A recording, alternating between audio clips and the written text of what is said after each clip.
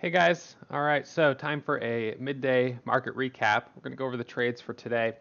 Finishing the morning up 16% on my small account, $268.40 after commissions, which is good. This is now the best day of the year in the small account. Yesterday was $248, I think it was 248, and today up to 68. And you can see how as my buying power is increasing, it's going to be increasingly easy for me to have big days like this. 268, hopefully, a week or even 2 weeks from now will be a small day. And, I'll be doing $300, $400, $500. But, for right now, where I'm at in this challenge, we're on day 7. And I should light my celebratory candle here because I'm finishing with my 19th consecutive winner, which is pretty awesome. So 19 consecutive winners, that's a great way to start a small account. I mean, it's a little bit of luck, I suppose, but at the same time, 19 consecutive winners is the result of me being really, really picky about what I'm willing to trade. I'm not taking a lot of trades. I'm being very particular about what's worth trading. You trade the best, you leave the rest, your accuracy goes up. The only thing that I have to deal with is the fact that my average winners are fairly small, and commissions are still a really big piece of the pie. So let me show you guys my P&L for the day. Those of you on screen share, you can already see $268.40.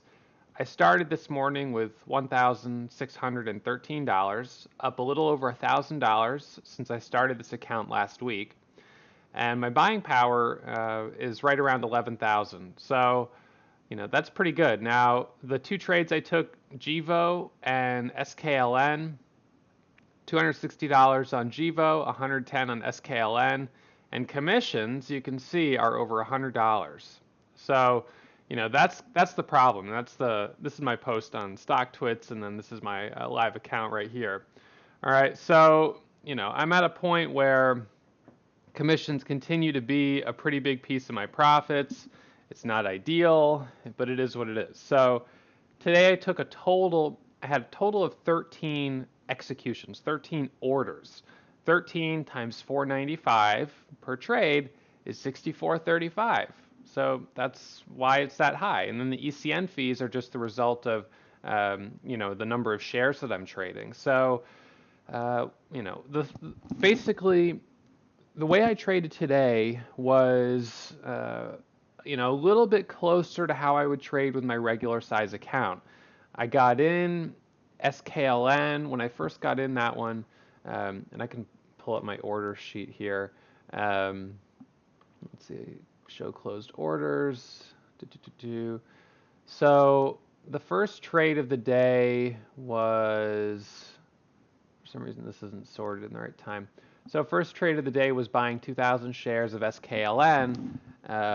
Sent the order. I got filled right around 334, 335. I got filled right around 324, and that popped up to a high of 334. I only locked in 5.5 cents profit on 2,000 shares, $110. And the thing is, after commissions on that trade, because of the way I bought with one order, and then I sold by selling 1,000 shares, and then I sold 500 shares, and then I sold the remaining 500. I didn't have to do 4 executions or 4 tickets, but I was like, well, I'm up 5 cents on 2,000 shares, and it's kind of not moving, so maybe I should just take half off the table. Just take 1,000 shares off. That's a little bit of profit. It covers the trade, the commissions. And if it does drop back down, it reduces how much I'll lose if it quickly drops 20 cents. I get in stocks at apex points where I expect they'll have that big breakout. So if they don't have that big breakout, try to get out of the way quickly. So it pops up 5 cents, I sell half. And then I'm like, I'm not sure, sell another 500 shares, and then, finally sell the rest. And then I get into GEVO, and GEVO is kind of an interesting one because the stock was halted. It squeezed up and was halted on a circuit breaker. Now, if I pull up the GEVO chart here, And SKLN, just by the way, this was on the watch list this morning. It was a gapper. And so I was watching it for this long right here over 225.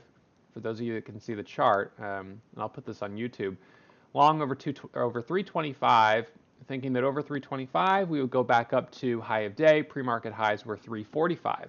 So with my entry at 325, my stop was 319. So a 6-cent stop. Profit target was 350. That was my target. That's what I wanted to see. But when we popped up to 334 and just the volume stopped, I realized, okay, obviously this thing's not moving. I just got to get out of the way. I guess it actually went as high as 345, but in any case, I took the small win on it and moved on to the next one, and that faded. Now, one of the things that we noticed this morning, yesterday we had some parabolic moves. We had DFFN, the stock that I made $11,000 on, but we also had IMUC. IMUC squeezed up yesterday from a low of 214 up to a high of 427, so 100% move. We had SGNL yesterday, which squeezed up ridiculously from $6 all the way up to 17.49. So we saw a bunch of really, pretty extended moves. I'll show you the chart on this one.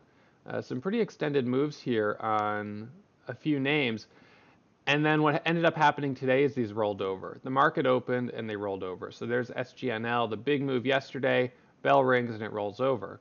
IMUC, you get the big move yesterday, market opens and it rolls over. ETRM, this one has been in play as well. Big move yesterday, market opens and it rolls over. Now, the one thing about these guys is that I actually can't trade them because they're restricted in SureTrader. So SureTrader is restricting all of those really volatile stocks, because they don't want beginner traders or traders with small accounts to over leverage themselves and do something stupid, and blow up the account. So as a result, ETRM is on one-to-one margin. So I could only buy $1,600 worth of stock, and that's only like 100 shares. So I can't make money on it. DFFN is on restriction. IMUC is on restriction. SGNL. So all of these stocks, I couldn't even trade in my small account if I wanted to. I just wouldn't be able to buy enough shares. So I was aware of the fact that today we had the potential to see some follow through on some of those big moves from yesterday. But then what ended up not happening was, we just didn't get the buying out of the gates and they rolled over. CUR was another one. Had a reverse split like GEVO, made a big squeeze yesterday from $3 to $7 and is now pulled back down to the 480s. So, no opportunities on those ones, but SKLN, on the other hand, was a fresh gapper. So I was like, okay, SKLN looks good. And then GEVO, right around, for whatever reason, I have no idea what caused this spike, but right around 9:55, it suddenly squeezes up about 60 cents and is halted on a circuit breaker.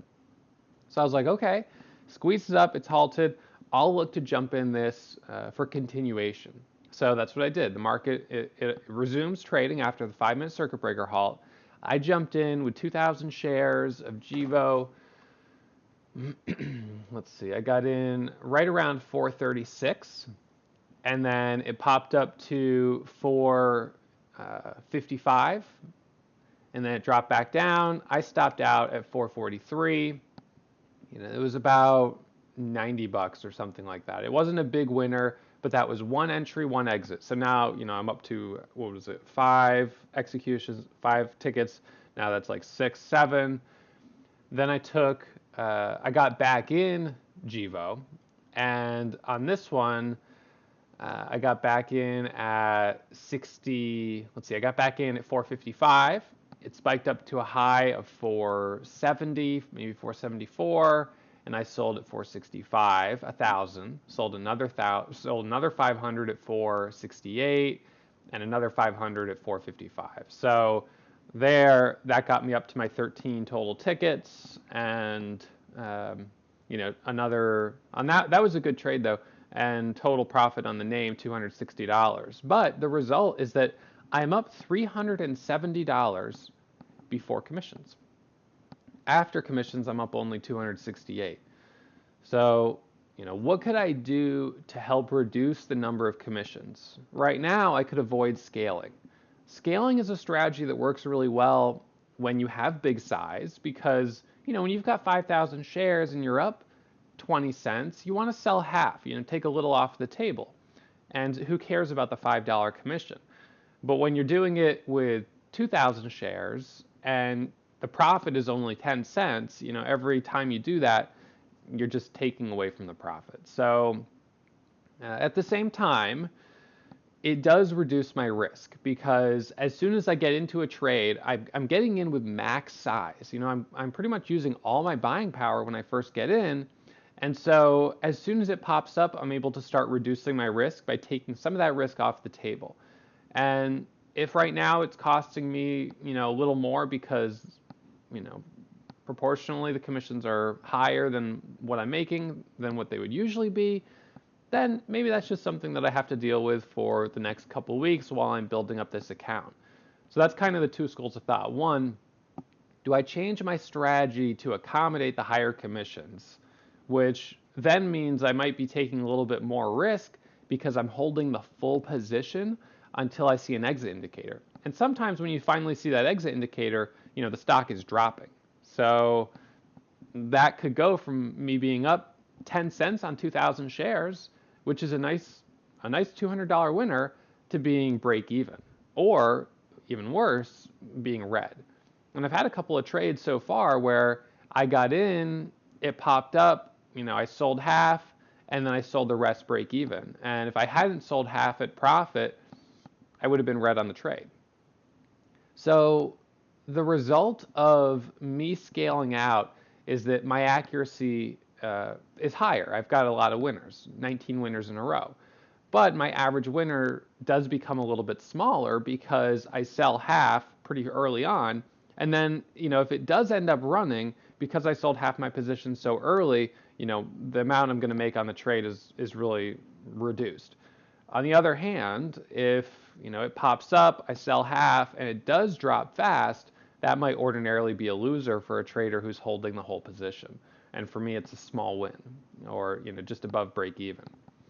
I think that for me right now, I need to be mindful of commissions and not overdo it with the scaling. But at the same time, this is a strategy that works really well for me. I've been doing it for a long time. So I'd say I don't want to change my strategy. I'd rather just stick with the strategy, deal with the commissions being higher, knowing that every single day I add a little more profit, I'm increasing my buying power, my account is getting larger, and I'll be able to really in a couple of weeks start trading almost the same as I would trade in my regular account. And then I don't have to worry about this. So I think the only thing it means is that the ramp up period is just going to be a little longer because days like today, 25% of my profits or whatever went to commissions. And I think, like I said yesterday, that's just part of the battle of trading with a small account. Commissions are proportionally they're just a larger percentage of your profits. Yesterday in my regular trading account, I finished the day with $9,500 and my commissions were, let me see what they were. Where is it? My commissions yesterday were $95. So, versus a $9,500 day, that's proportionally a very small amount. But then here we are in SureTrader with $100 of commission, but only, $370 in profit. So it's just part of the deal. And I definitely encourage traders to remember that SureTrader is a great place to trade, but you can't overtrade. If you get into the habit of taking 10, 15 trades a day, you've got to multiply those by 2 or 3 for every entry and every exit, and then your commissions are going to be hundreds of dollars a day. I remember I had a day last year when I was doing the small account challenge where my commissions were crazy high. I'm going to see if I can find that day. I'm pretty sure I have it on the website here. it's just one of those days where I got aggressive.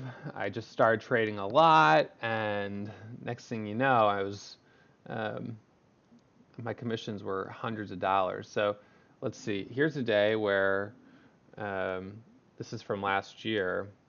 That's a day where my commissions were $242.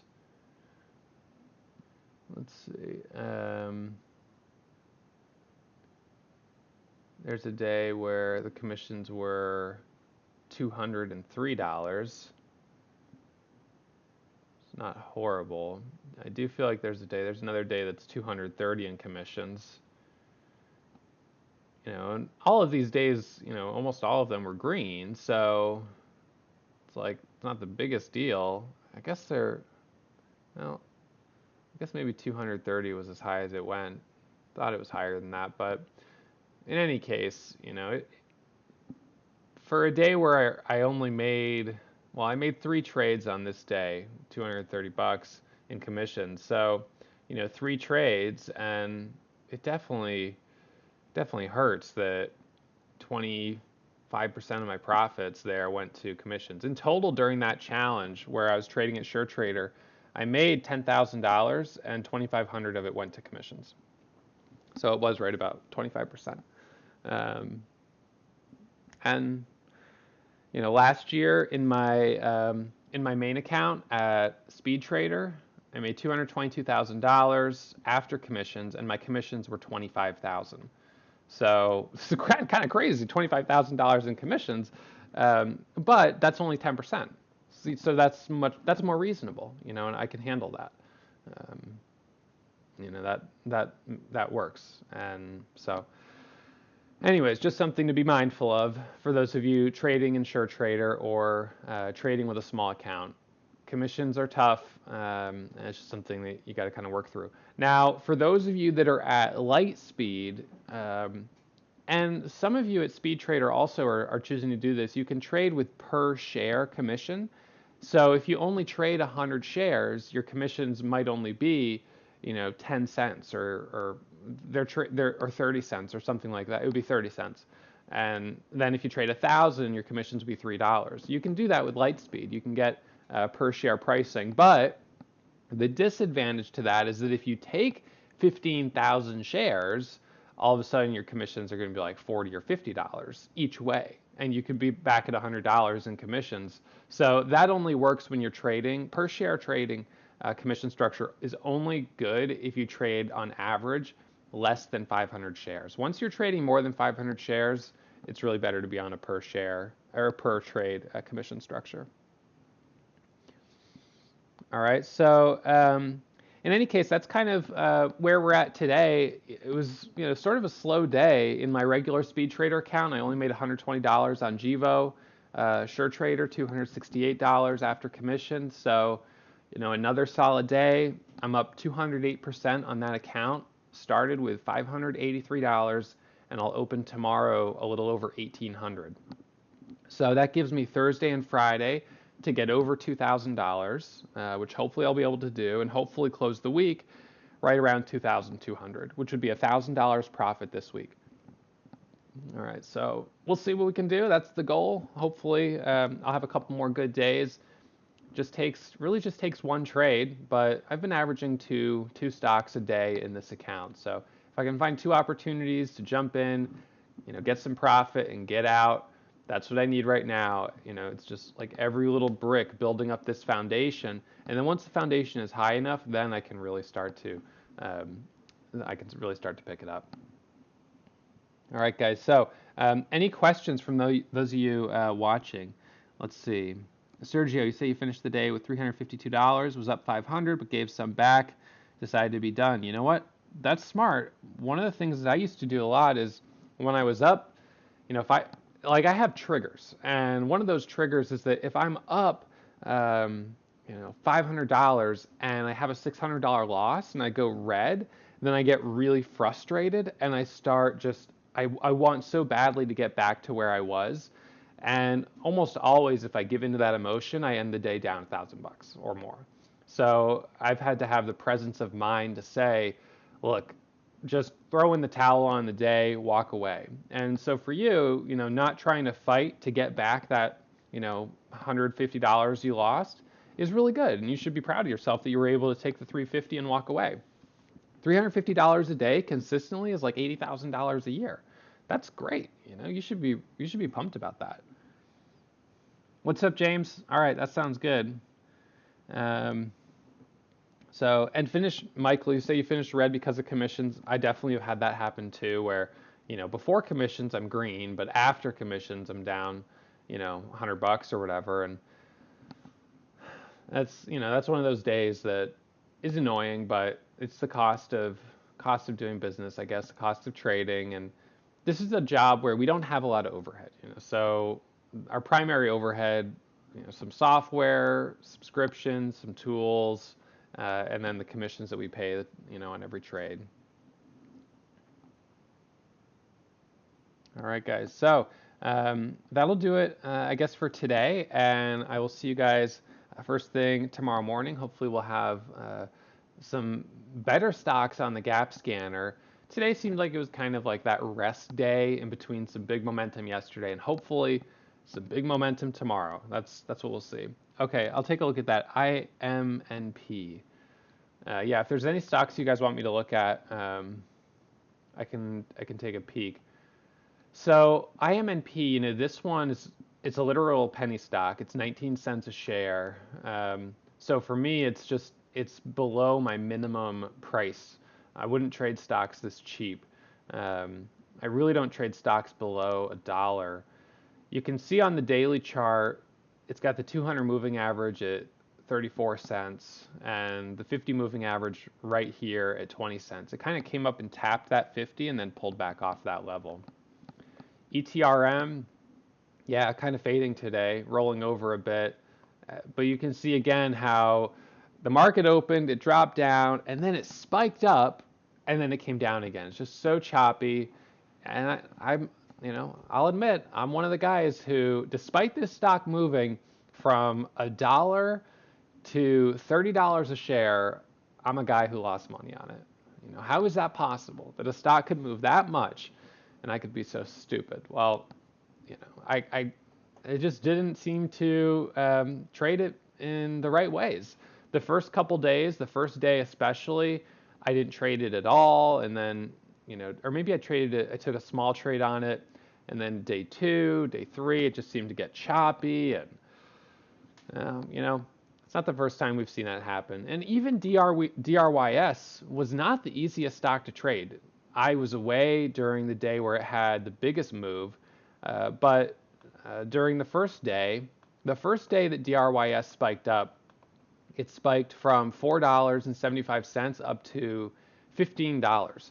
And it did it a lot like the way SGNL did yesterday. SGNL squeezed up, 300% on very, very light volume. The volume was very low, and I was surprised. The spreads were big. It just all of a sudden, you get a breakout and boom, it just spiked 3 points. And that's very hard to trade. So I was like, okay, at the same time, maybe I'll watch it today because it might do a secondary move the way DRYS did. And you never know. This could be the next stock that goes to $50, but it ended up rolling over. Of course, yeah, EC, Kelly, I can look at that one. I see that spike there on the scanner. I don't know. I'm not really into trading that one right now. When you look at the daily chart, you can see that the price is below the moving averages. And last night during our mentor session with the Warrior Pro students, someone was asking, what are one of the first things you look at on a daily chart, or when you're looking at daily charts? And what I like to see is that the stock is above the moving averages. So if I show you right here, this stock is below these moving averages. So each one of these, here, here, and here, these are like, areas of resistance. It's like a line, a little ceiling. One here, one there, one there, one there. You've got 4 in a row. So for the stock to get up through this, it's got to break through each of these levels. And a lot of times they struggle to do that. So I much prefer stocks like, let's see, IDXG is one we were looking at, I much prefer when stocks are above these lines. Now, this isn't the cleanest setup right now, but it's at least above these resistance lines. So that makes it cleaner for me. SGNL, it's now above these resistance lines. Yesterday it broke through them. All right, so that's kind of what I look for. That's one of the first things I look for. I want to see that, ideally, the daily chart is clean. It doesn't have to be perfect, though. So yeah, Clyde, $1 minimum. Now, with my SureTrader account, I can't trade stocks below $3 and have margin. So, right now I could take 1,000 shares of $1.60 stock because I've got $1,600. And once I have $3,000, I'll be able to take 1,000 shares of a $2.80 stock. But by the time I've got $3,000, 3 times 6 is 18. I'll have 18,000 in buying power, which means if I wanted to take, 5,000 shares of a $3 stock, 320, I could. I could start being a lot more aggressive. And again, I'm going to be like, it makes more sense. It makes more sense to take 3,000 or 4,000 shares of a stock at 350, try to get 20 cents, get a quick 700, 800 bucks, as that's going to make more sense than taking 1,000 shares of a stock that's priced at 280.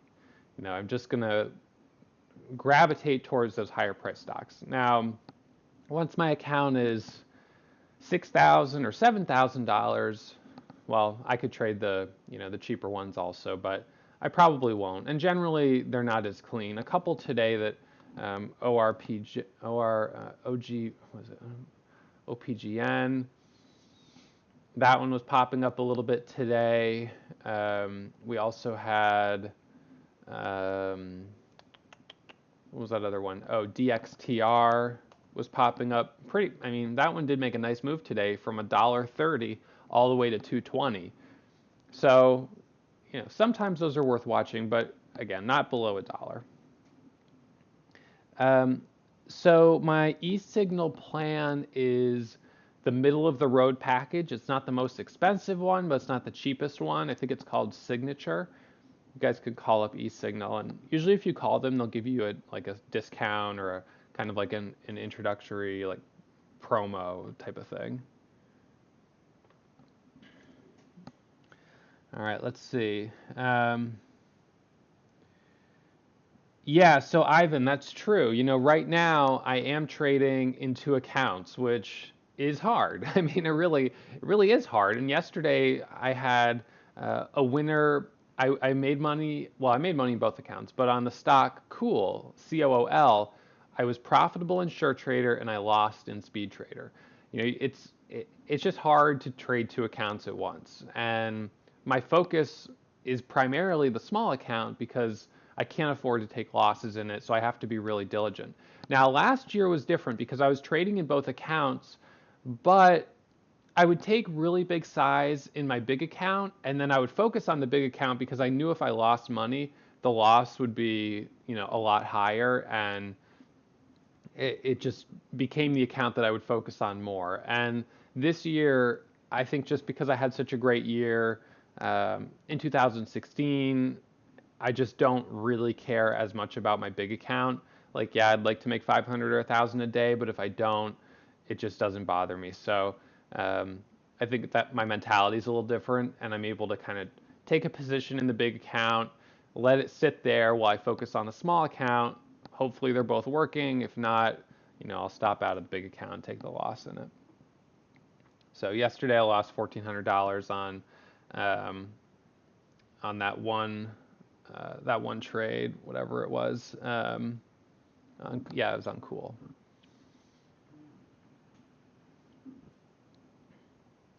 All right, guys, so any other questions?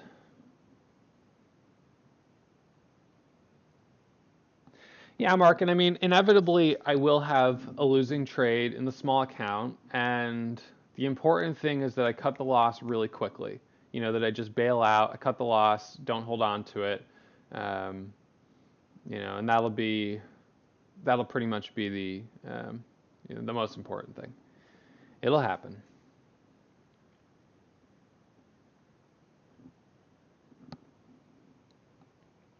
Yeah, Jonah. So on average, SpeedTrader is about 10%.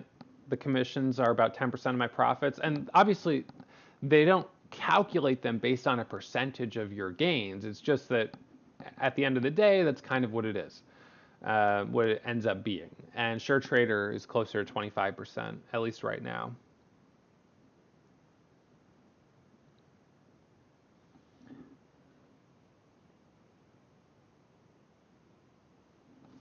URRE, sure, I can look at that one. So, this one I'm not super crazy about.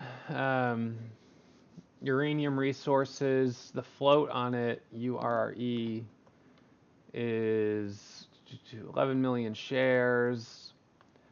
It just made a big move for sure in the last couple days, from $1.72 all the way up to $4. For whatever reason, we've traded this one in the past and it hasn't been super easy to trade. So when I saw it popping up, I was just kind of like, not too interested. And then I think I missed the proper entry points. So, in hindsight, it was pretty clean this morning on that first pullback for an entry around $3. I mean, it was a pretty good setup. And then the second bull flag right around 10:15 at 3. Let's see, at 319. I mean, those are good setups. They're pretty clean. So, yeah, it ended up being better than I expected. Kind of surprising.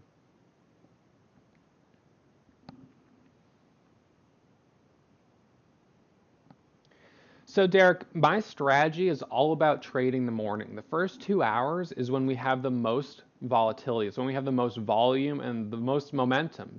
Generally speaking, that's true almost every single day, not just on the stocks that I'm trading, but on almost all the stocks in the market. So I've always done really well trading the morning, and for me, I have I'm not sure if it's my attention span or the fact that as a trader we have to make risk analysis, really important risk decisions on every single trade, and I sort of get like decision fatigue, where at a certain point in the day I've had to make so many of these decisions that I stop making good decisions. And that's the cue for me to step out of the market and to turn off my trading account. So generally, when I would trade in the afternoon, it's when I would start to get sloppy. It's when I would start to have big unnecessary losses because I'm not as focused as I am in the morning. And, so I focus on trading the time of day where I'm at peak performance. And when I'm at peak performance, I'm the most aggressive. And last year, I was able to make $220,000 trading the first 2 hours. Now, if I traded for 4 hours a day, would I be able to make $440,000? No way, definitely not. Because statistically, when I trade in the afternoon, I lose money. So that's me. Not everyone's the same with that, but that's just the way I've been. So almost the entire year I was trading with a $40,000 account. At the end of each week or at the end of each month, I would draw money out last year and keep my balance right around 40,000. All right, guys, so we'll leave it at that, and I will see you all first thing tomorrow morning. All right, thanks, guys.